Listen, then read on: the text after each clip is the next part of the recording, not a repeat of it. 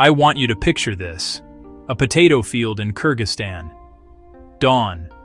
Frost on the leaves. A farmer swings his shovel, hits something solid. Suddenly the ground thunks like he's tapped a buried bell. He clears the dirt, and a face stares back.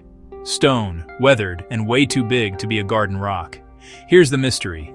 A 10-foot-tall statue standing since the 6th century AD, asleep under potatoes until 2022. So what is it? Who made it? And why was it waiting here? Let's rewind the timeline. Year. Around 550 AD. Central Asia is a crossroads.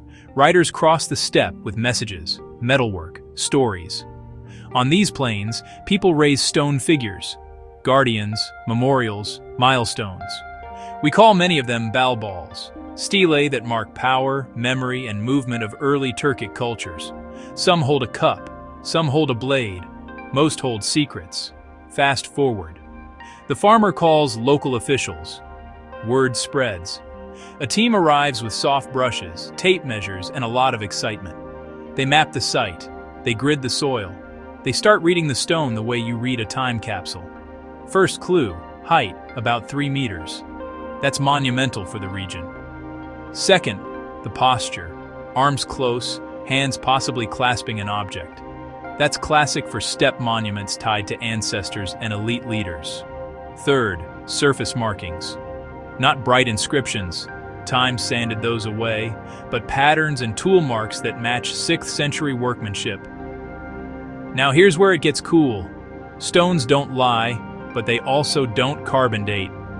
So researchers triangulate soil layers, nearby artifacts, comparisons to known stelae, traces of pigment or metal. The early red? This giant likely stood as a marker along a route that once braided the Silk Roads.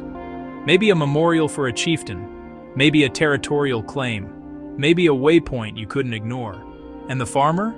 He didn't just find a statue. He found a conversation across 1,400 years.